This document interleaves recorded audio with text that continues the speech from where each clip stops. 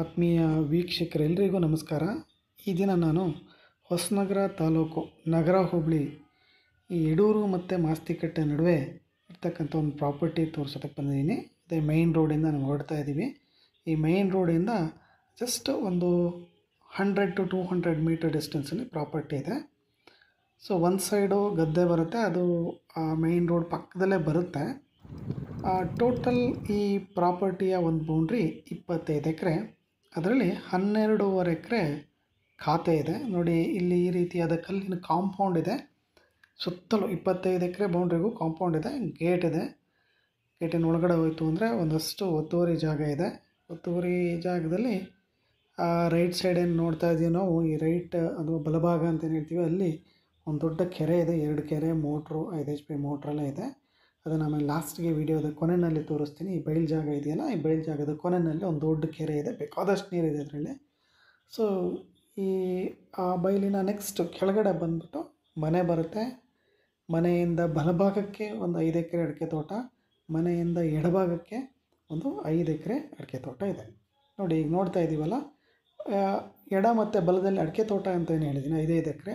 ಮಧ್ಯದಲ್ಲಿ ಈ ಒಂದು 2.5 ಎಕರೆ ಗದ್ದೆ ಇದೆ. ಸೊ ಎರಡೂ ತೋಟದ ಮಧ್ಯದಲ್ಲಿ ಏನು ಬರುತ್ತೆ, ಈ ವಾಸದ ಮನೆ ಬರುತ್ತೆ. ಮನೆಯೂ ಅಷ್ಟೇ ತುಂಬ ಹಳೆಯದಿದೆ. ಇದು ಮನೆಯ ಬಲಭಾಗದಲ್ಲಿ ಇರ್ತಕ್ಕಂಥ ಅಡಿಕೆ ತೋಟ. ಸುಮಾರು ಇದು ಒಂದು 5 ಎಕರೆ ಇದೆ ಖಾತೆ.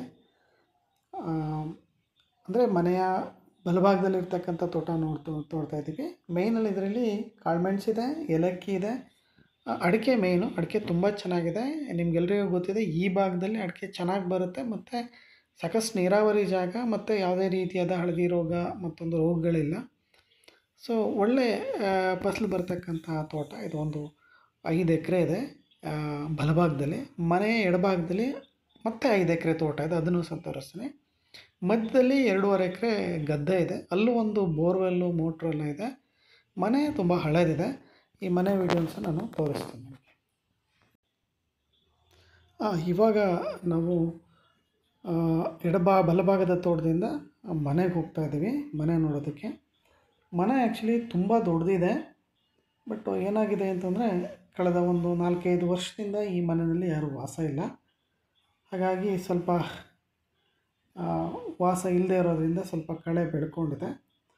ಈ ಮನೆ ಎದುರುಗಡೆ ನಾವೇನು ನೋಡ್ತಾ ಇದ್ದೀವಿ, ಇದು ಬಲಗಡೆ ತೋಟ. ಈ ಕಡೆ ಎದುರುಗಡೆ ಗದ್ದೆ ಬಂತು. ಮತ್ತು ಇದು ನೀವು ನೋಡ್ತಾ ಇದ್ರಲ್ಲ, ಇದು ಮನೆ. ಮನೆ ಒಂದು ವಿಶೇಷ ರೀತಿಯಲ್ಲಿ ಕಟ್ಟಿರ್ತಕ್ಕಂಥ, ಒಳ್ಳೆ ನಾಟಗಳನ್ನು ಬಳಸಿರ್ತಕ್ಕಂಥ ಒಂದು ದೊಡ್ಡ ಮನೆ. ಸದ್ಯ ವಾಸ ಇಲ್ಲ ಯಾರು. ಈ ಮನೆಯ ಬಲಭಾಗದಲ್ಲಿ ನಾವೀಗ ಆಲ್ರೆಡಿ ತೋಟ ನೋಡಿದ್ವಿ. ಇದು ಎದುರುಗಡೆ ನೋಡ್ತಕ್ಕಂಥದ್ದು ಬಾವಿ ಎದುರುಗಡೆ ಇರ್ತಕ್ಕಂಥದ್ದು ಮತ್ತು ಗದ್ದೆ ಇದೆ. ಆಗಲೇ ಹೇಳಿದ್ನಲ್ಲ, 2.5 ಎಕರೆ ಗದ್ದೆ. ಇದು ಎಡಭಾಗದಲ್ಲಿರ್ತಕ್ಕಂಥ ತೋಟ. ಎಡಭಾಗದಲ್ಲೂ ಸಹ ಒಂದು 5-5.5 ಎಕರೆ ಅಡಿಕೆ ತೋಟನೇ ಇದೆ. ನೋಡ್ಬೋದು, ಇದು ಅಂಗಳದ ಜಾಗ ಮತ್ತು ಮನೆಯ ಎಡಭಾಗದಲ್ಲಿರ್ತಕ್ಕಂಥ ತೋಟ ನಾವೀಗ ನೋಡ್ತಾ ಇದ್ದೀವಿ. ಸೊ ಈ ತೋಟನೂ ಅಷ್ಟೇ ಸ್ವಲ್ಪ ಬಹಳ ಹಳೆ ತೋಟ ಏನಲ್ಲ, ಒಂದು 25-30 ವರ್ಷದ ಒಳಗಿನ ಒಂದು ಅಡಿಕೆ ತೋಟ. ಒಳ್ಳೆ ಫಸಲು ಬರುವ ಏಜಿನ ಅಡಿಕೆ ತೋಟ ಇದೆ.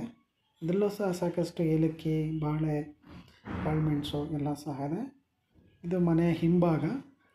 ಸೊ ಇನ್ನು ಮುಂದೆ ಮನೆ ಪಕ್ಕದಲ್ಲಿ ಒಂದು ದೊಡ್ಡ ಕೊಟ್ಟಿಗೆ ಇದೆ. ಒಂದು 100 ಫೀಟ್ ಇರ್ತಕ್ಕಂಥ ಒಂದು ಉದ್ದ ಇರ್ತಕ್ಕಂಥ ಒಂದು ಕೊಟ್ಟಿಗೆ ಇದೆ. ಅಡಿಕೆ ಸುಲಿಯೋದಕ್ಕೆ ಇದಕ್ಕೆಲ್ಲ ಉಪಯೋಗಿಸ್ತಕ್ಕಂಥ ಕೊಟ್ಟಿಗೆ. ಅದರ ಮುಂದೆ ನಾನು ವೀಡಿಯೋದಲ್ಲಿ ತೋರಿಸ್ತೀನಿ ನಿಮಗೆ.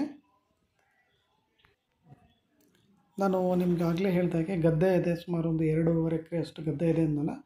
ಇಲ್ಲಿ ಕಾಣ್ತಾ ಇದೆಯಲ್ಲ, ಇದೇ ಗದ್ದೆ ಮನೆಯ ಎದುರುಗಡೆ ಇರ್ತಕ್ಕಂಥದ್ದು. ಹಾಗೆಯೇ ಮನೆ ಕಾಣ್ತಾ ಇದೆ ಬಲಭಾಗದಲ್ಲಿ ಮತ್ತು ಎಡಭಾಗದಲ್ಲಿ, ಎರಡೂ ಕಡೆ ತೋಟ ಇದೆ. ಇದು ಗದ್ದೆ ಜಾಗ. ಈ ಗದ್ದೆಯ ಕೊನೆಯಲ್ಲೇ ನಿಮಗೆ actually Yadur Mastikatte main road ಬರುತ್ತೆ.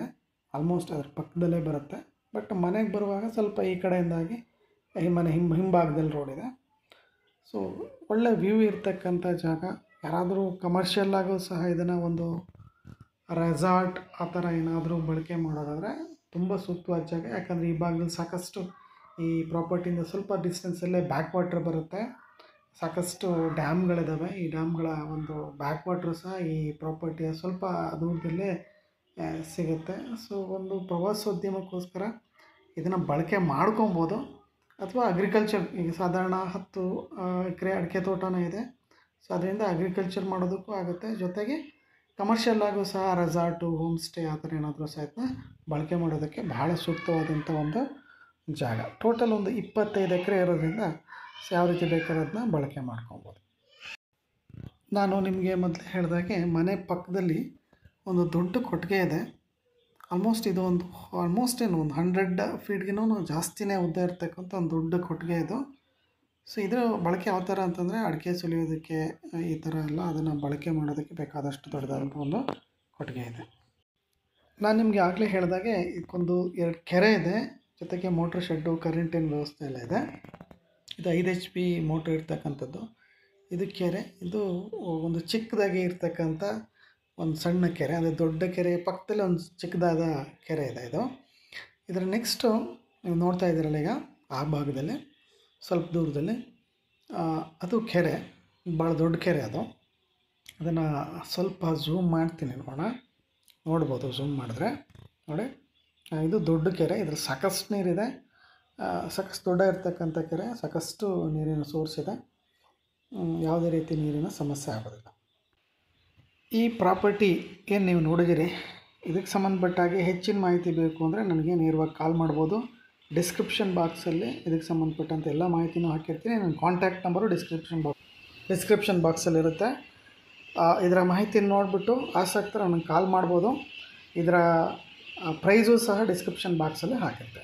Thank you for watching.